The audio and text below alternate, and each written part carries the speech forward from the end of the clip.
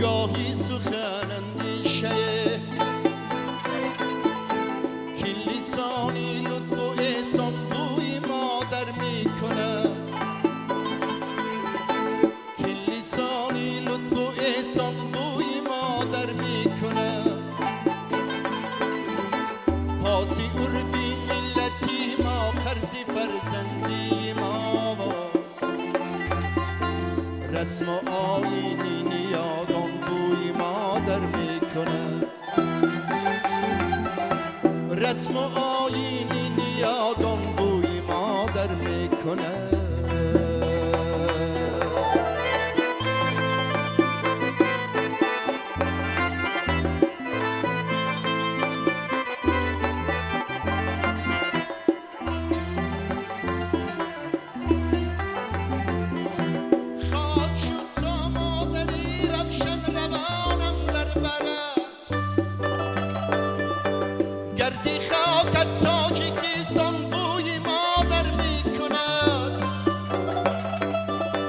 گردی خاک تاجیکستان بوی مادر میکند گردی خاک تاجیکستان بوی مادر میکند گردی خاک تاجیکستان بوی مادر میکند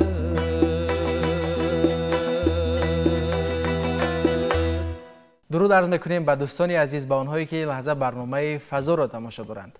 در برنامه ما حضور دارند یک نفر هنرمند محبوب آوازه‌دار راهبر بخش فرهنگ ناحیه شهر نو عبیدالله کرامت. اصلا که به معرفی نیاز ندارند ولی برای یادآور شدن یک بار اسمتون رو گرفتیم. خوش آمدید به برنامه فضا. درود پیام حرف داره در آغاز برنامه. خودش برنامه فضا این فضای آسایشته تینج صلح و امانی در وطن عزیز ما تاجیکستان در آمادگی جشن تیلاگی 30 سالگی استقلالیت وطن عزیزمان برگزار می‌گردد. همه شما را خب با این جشن بزرگ تبریک میگویم به شما خانه آبادی. دائما هم فضای صاف و تینجی و امانی را آرزو دارم. اصلا ترانه های شما ترانه هایی هستند که بیشتر در سبک مردمی سراییده میشوند. یک سبکی هست که مثل رودهای مثلا دریای قرطاق روان هستند، گوشنواز هستند. خب از کجا شروع شد به همین سبک آغاز کردن؟ خب چگونه احساس کردید که همین گونه سبک در شما مثلا برای شما پسند است و محبوب دل ها می شود؟ سبک سراییدن سرودهای خلقی این از آوان خوردی در دل من جای گرفت. البته زبان ناب تاجیکی این بسیار زبان شیرین است، شیوه و لهجه های بسیار شیرین دارد و در وقتی در کلوب تاریخ کشورشناسی اشتراک کردنم با تاریخ نگاران درباره زبان و درباره شیوه و لهجه های و صنعت سخنرانی میکردن و زمان در کروژاک مکتب به دل من همین سرودهای خلقی راه یافت. و شما اصلا مثلا با لهجه منطقه های گوناگون تاجیکستان سرود می‌سرایید؟ البته این شیوه شناسی است. بله.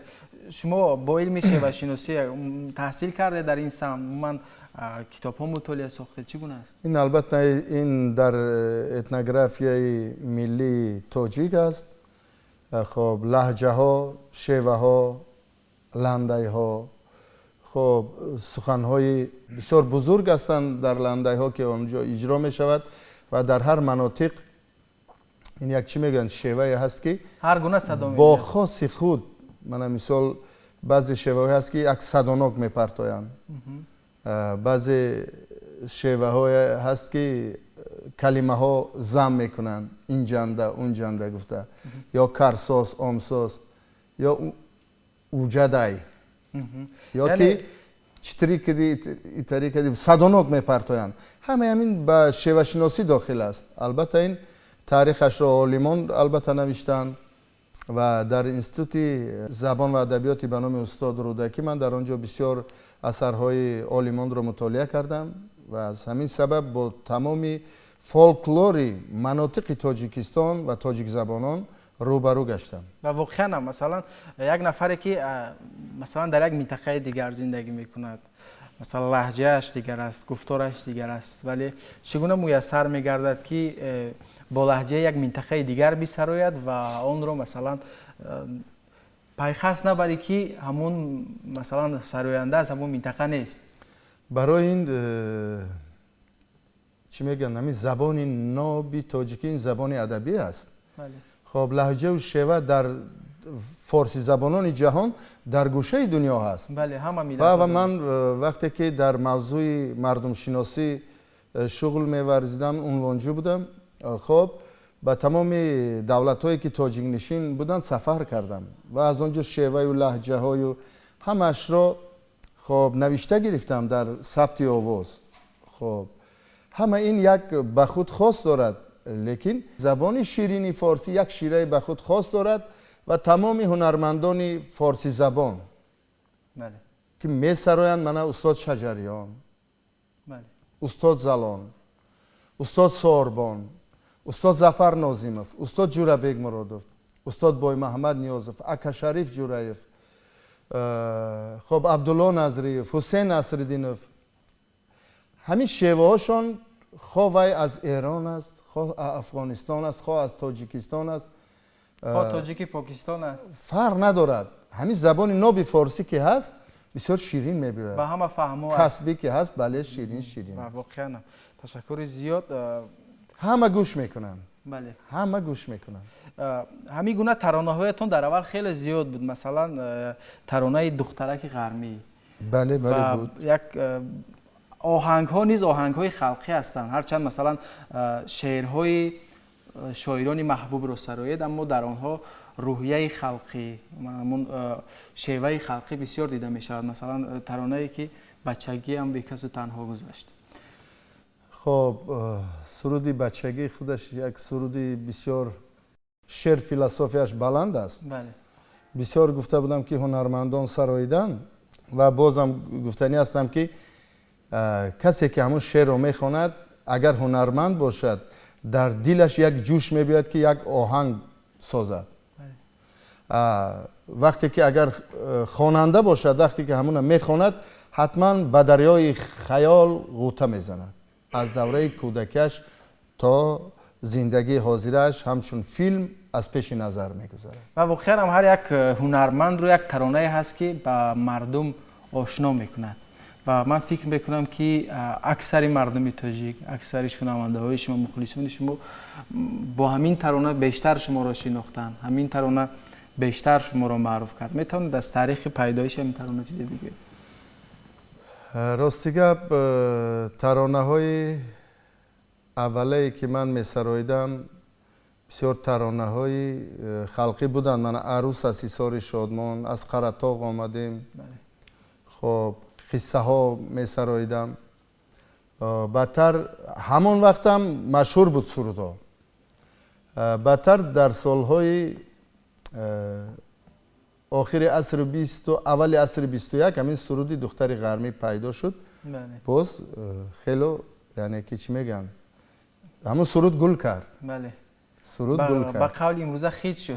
بله سرود گل کرد. و چگونه بود؟ چگونه این ترانه را ایجاد این کرد؟ سرود را من تاریخش رو گفته بودم در همین تلویزیون سفینه در تاریخ یک سرود که خب پیدایشش از سرود استاد شادروان نگینه رؤوف است. قدت بلنده یار ابرو کمنده یار میانی ابروانت خالی سمنده یار.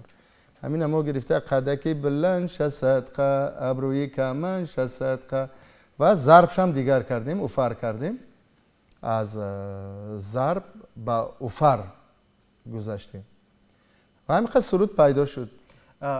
در بالا سوال دادم ترانه بچگی هم این تاریخ پیدایشش چگونه است؟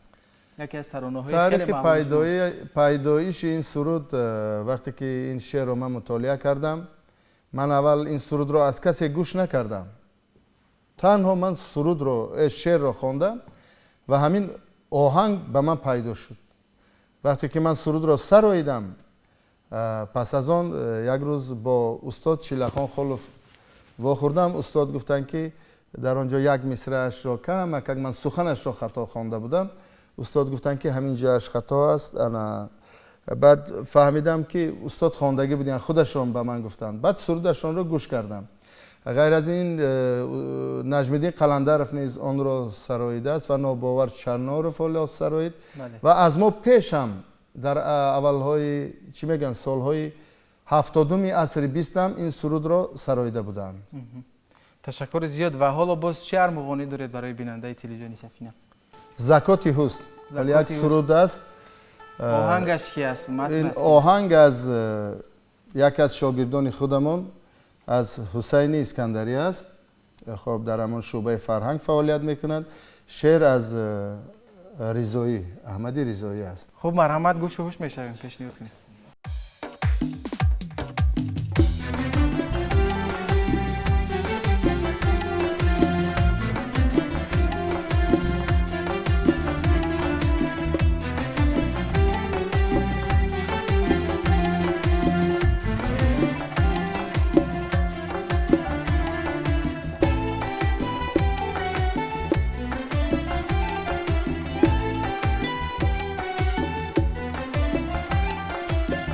برد از آن فتادم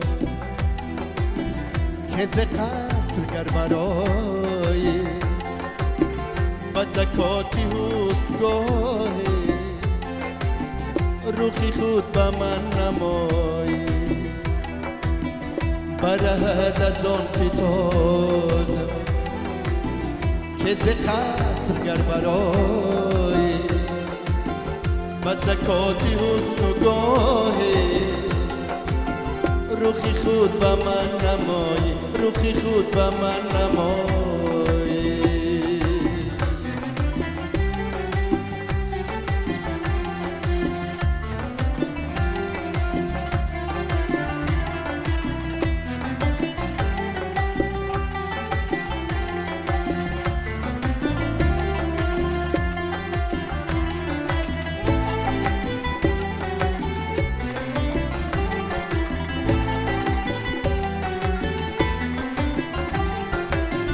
با تو عمرو صرف کردم زیرهی وفا چی حاصل. با تو عمرو صرف کردم زیرهی وفا چی حاصل. زی سبا نمی فریستی گیره نمی کشای. سبا نمی فریستی گیره نمی کشای.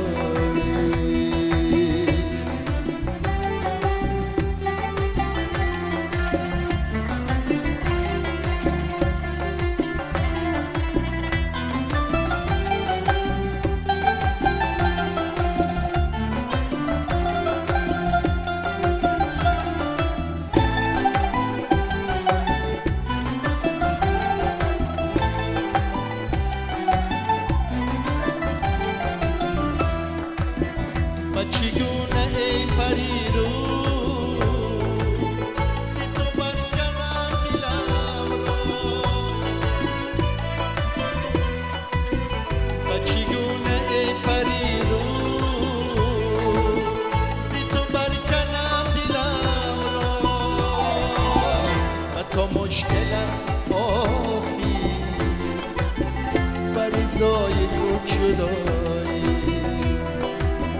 و تو مشکل است آخی بریزای خود شدایی برهد از آن فتادم که ز قصر گر برایی و زکات حسن و گاهی روخی خود به من نمایی و زکات حسن و گاهی روخی خود به من نمایی روخی خود به من نمایی روخی خود به من نمایی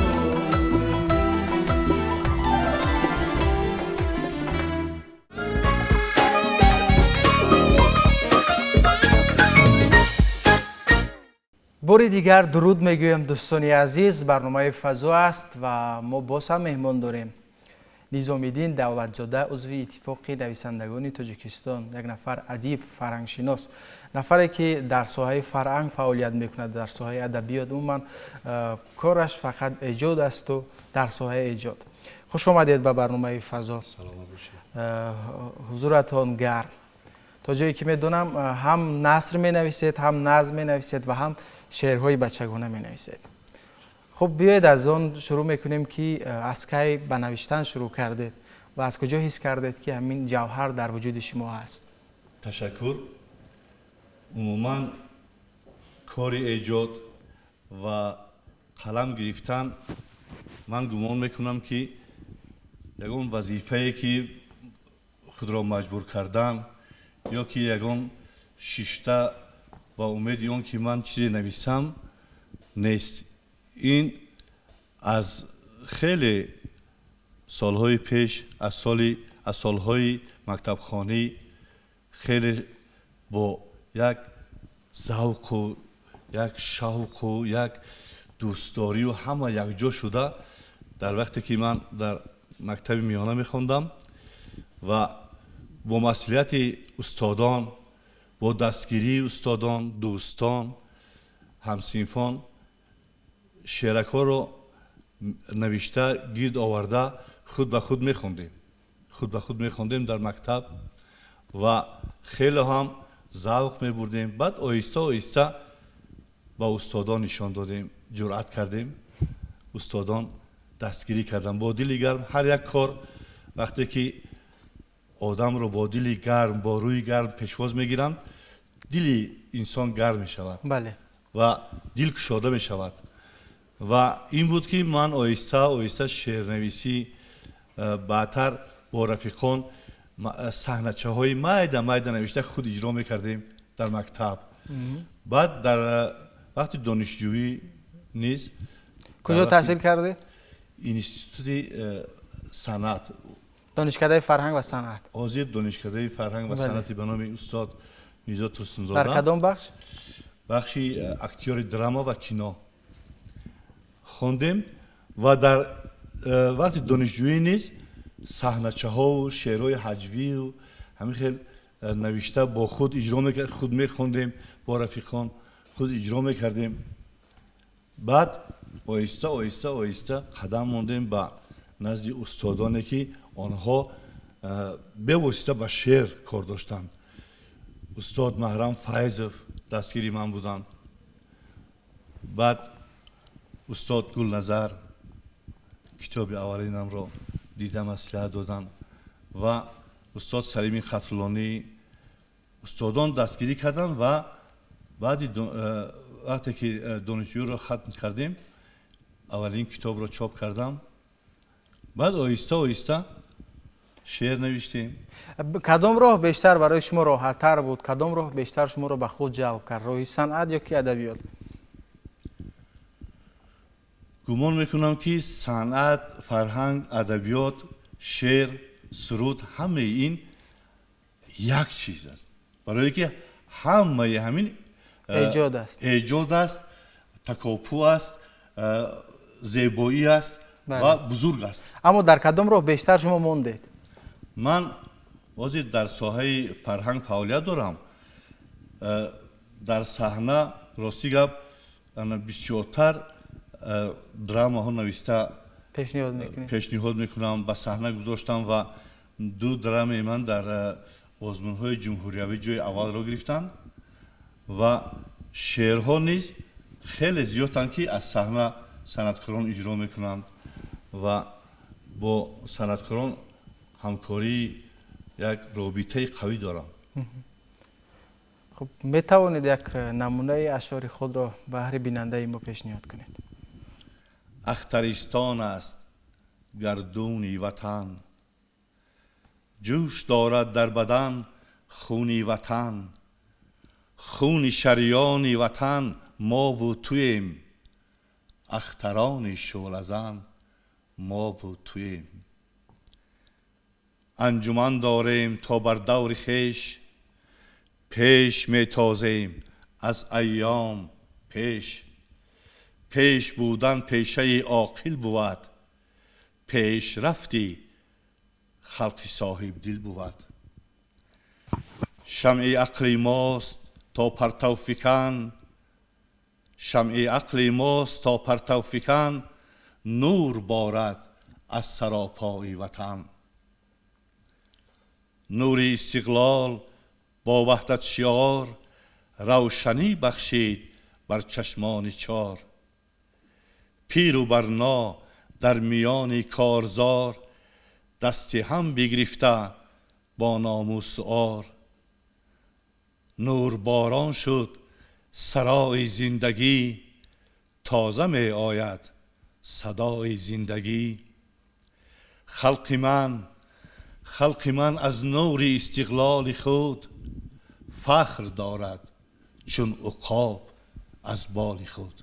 تشکر زیاد و در همین شعر کلمه نور رو بیشتر استفاده بردید. نور استقلال این یک نوری بزرگه که تمام آبادی ها، بزرگی ها، تمام پیشروی ها با نور استقلال وابستگی دارد. و امید می‌بندیم که همین نور در قلب هر یک هموطن، در قلب هر یک مرد تاجیک جوش زند، برای آبادی، برای پیشرفت این وطن تلاش کند. و شعرهای بچگانه نیز دارید؟ بله، در وقتی راستی چون ادیب ما همه وقت با جامعه روبروی برآمدها میکنیم، واخوری ها میکنیم، از بزرگی های وطن، از معرفت، فرهنگ صحبت ها می‌آوریم و اکثریت خردسالان التماس میکنند که با ما شعر نویسید. چگونه دنیای کودکان را در میابید؟ چگونه با آنها رابطه میکنید و چگونه میدونید که همین شعر شما محض برای کودکان پسند میافتد؟ از همه شیرین و پاکیزه همین لفظ کودکان است. بله. آنها از صدق دل سخن میگویند، از صدق شعر میخوانند، از صدق میآموزند، از صدق دوست می‌دارند. آنها وقتی که تمنا میکنند و وقتی که میگویند که شما همچون شاعر با ما نویسید، ما کوشش میکنیم که سخن آنها را اجرا کنیم. خب چه شعری بچگانه دارید که حالا برای بیننده خردسالی ما پیشنهاد میکنید؟ یک شعر برای همون کودکان نوشتم با نام کتاب. شمع عقل و فضل و گنج به حساب، میرسد بر تو اگر خوانی کتاب. مونس بهتر نمیتوانی حساب، همراه و همراز باشی با کتاب. از کتابت معرفت بالا شود، نامی نیک و دولتت والا شود. شد کتابی مثنوی مولوی، آفتاب در جهان معنوی. گفت جامع این سخن را مثنوی، هست قرآن در زبان پهلوی. از کتاب شیخ سعدی گل ستان، بهره بردار از گلستان بوستان. از کتاب لایق شعر و سخن، پند معنی گیر از عشق وطن. در کتاب است علم و دانش در کتاب، پس بخوان از آن که می‌یابی ثواب. و واقعا هم همین گونه شعرها میتواند که روحیه هر کودک را، نسل نو را برای وطن دوستی، برای دوست داشتن کتاب، برای دوست داشتن فرهنگ تلقین کند، به همون راهنما باشد. تشکر زیاد.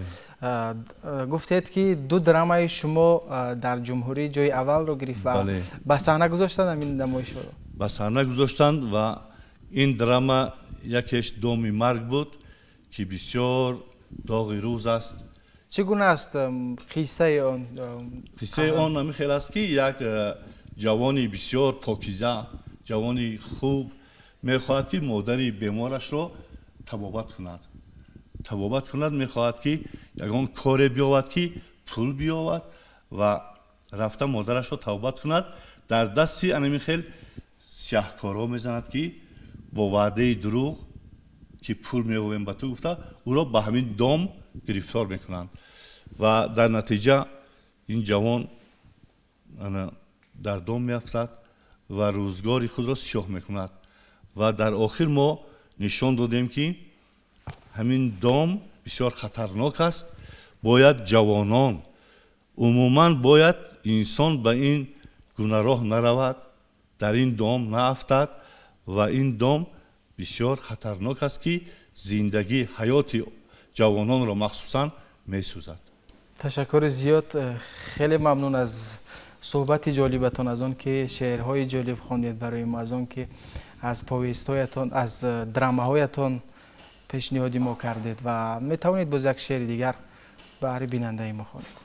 تا فیض آید وحدت ما را بها، ما به هم آییم مثل قطره ها، قطره قطره چشمه را حاصل کنیم، چشمه را بر جوی ها مائل کنیم، جوی ها را سوی دریاها بریم، وحدت خود را به فرداها بریم.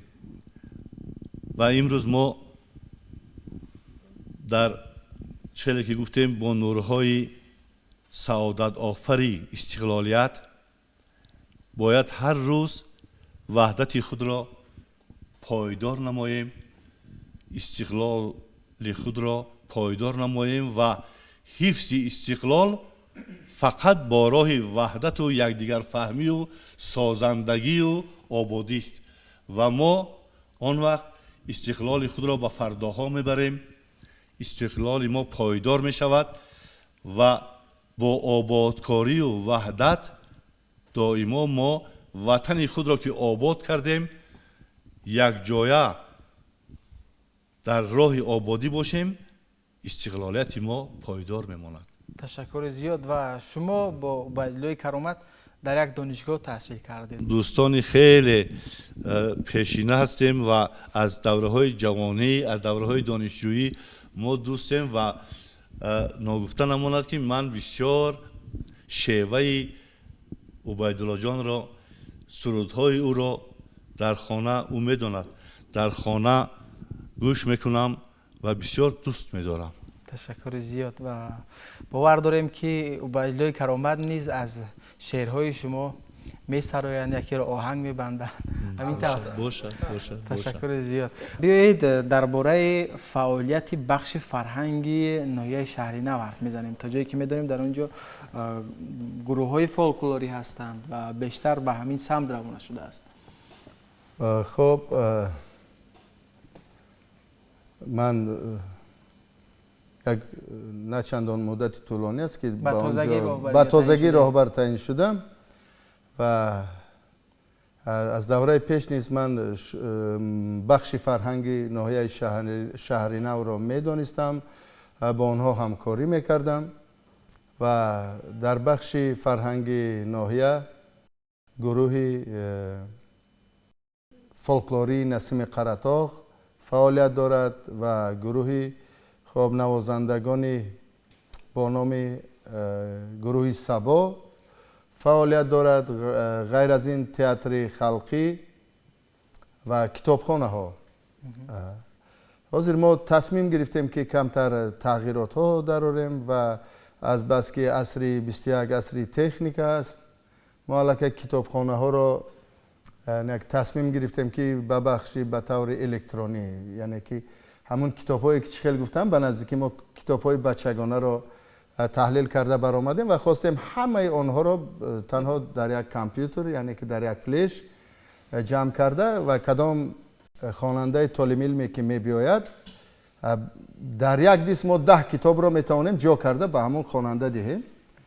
اقدامی عجیب. البته غیر این در گروه فولکلوری بسیار زحمت کشیده ایستادیم. میخواهم گروه را از صف جوانان زیاد کنیم تا که میراثی خب کهن بنیاد فرهنگ تاجیک به جوانان نیز درس شود، تحلیل کنند خب و فولکلور را دوام دهند.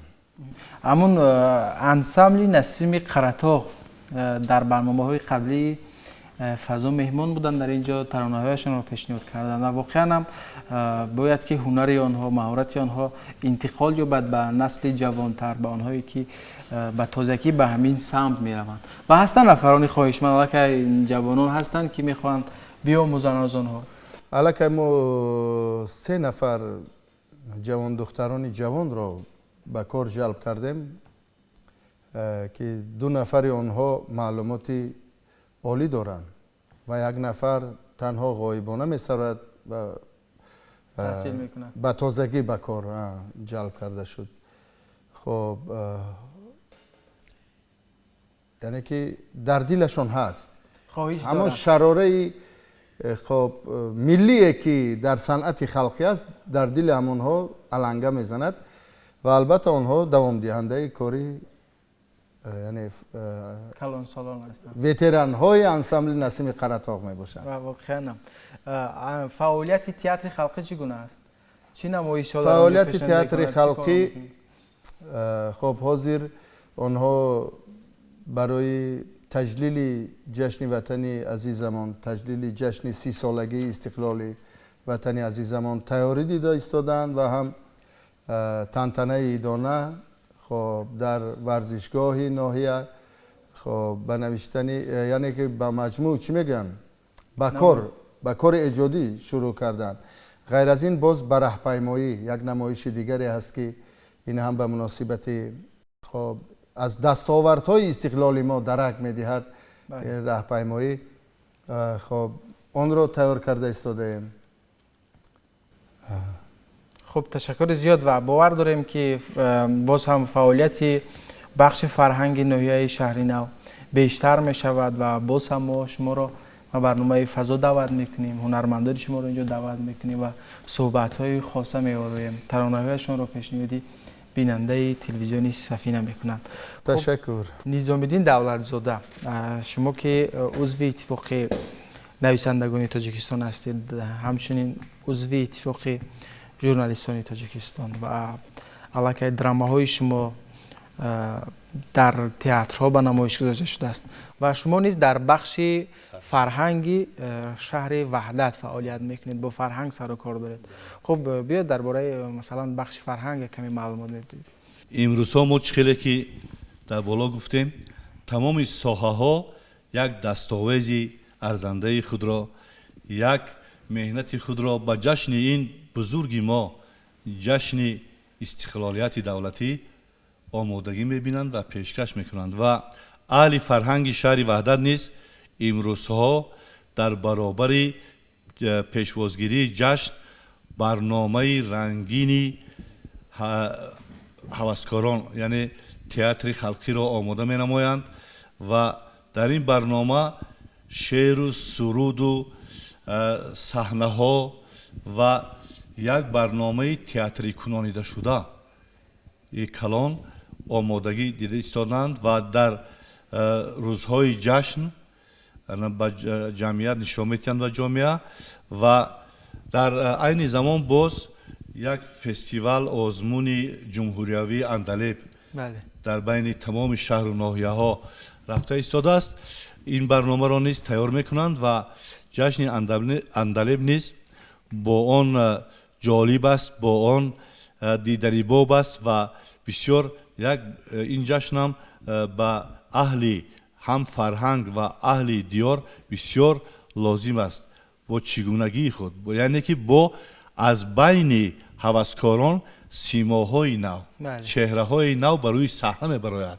مؤلفی میشوند و اساس این عندلیب هم همین است که چهره‌های نو فرهنگ جوانان خود را در صحنه ببینند و با این راه آنها با فرهنگ، با شعر و سرود بپیوندند جوانان و هنرمندان خلقی نیز مهنت خود را، یعنی که پیشکش میکنند در دوره همین عندلیب هنرمندان با تمام اون آرزو و مقصدهای خود آن صنعت و آن استادی خود را پیشکش میکنند که در بین مردم آنها اکثریت آنها را میشناسند، اکثریت آنها در بین مردمند و در عندلیب هنر خود را پیشکشی جامعه می نمایند. تشکر زیاد و می توانید در فرجام برنامه باز یک شعر بخوانید برای بیننده.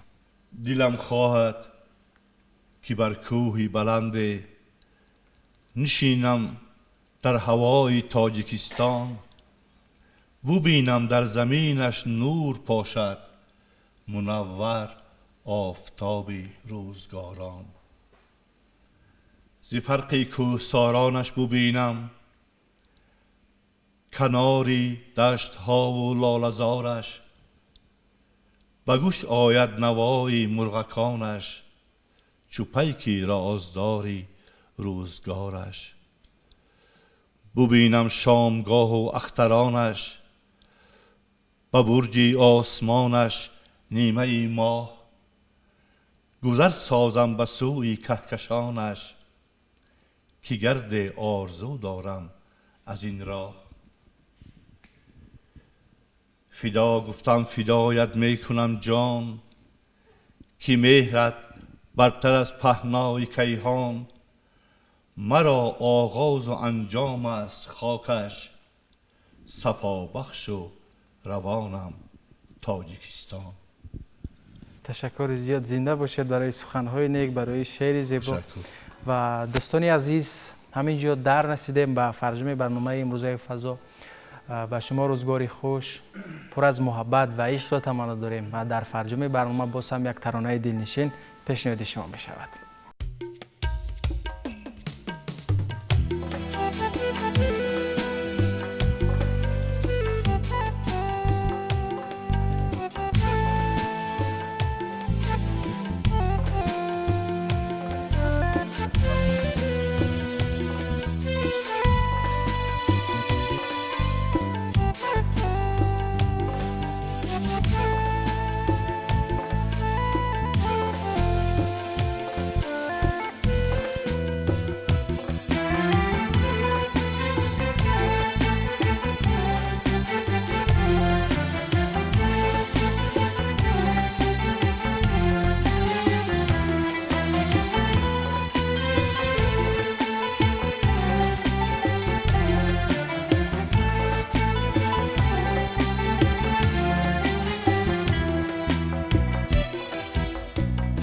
تاجیکستان کشور من، جان وطنم جان وطنم، تاجیکستان مادر من، جان وطنم جان وطنم، تاجیکستان جان وطنم جان وطنم جان وطنم، تاجیکستان جان و تنم جان و تنم جان و تنم.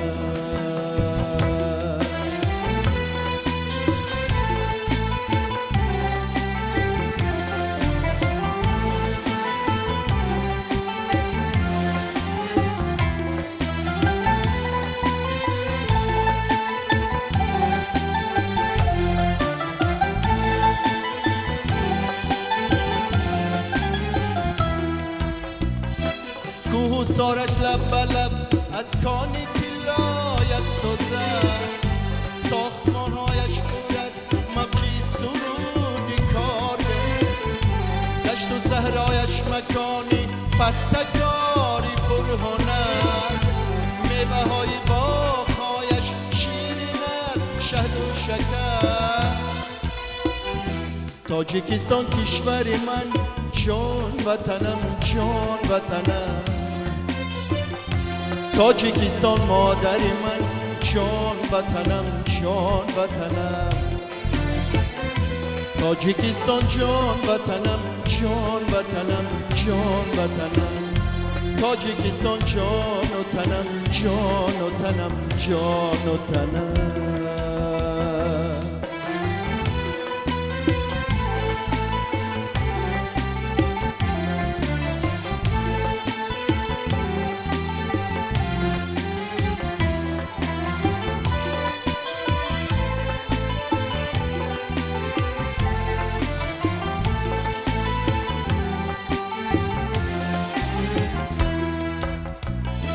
میزنم در هر کجایش با سرافرازی قدم، میکنم نظاره بر شهر و دهاتش دم بدم. در زمینش با سرودی نو به نو پا مینهم، دل نمیخواهد که چشمم از تماشایش کنم. تاجیکستان کشور من، جان وطنم جان وطنم. تاجیکستان مادر من، جان وطنم جان وطنم. تاجیکستان جان وطنم جان وطنم جان وطنم. تاجیکستان جان و تنم جان و تنم جان و تنم. تاجیکستان جان وطنم جان وطنم جان وطنم. تاجیکستان جان و تنم جان و تنم جان و تنم.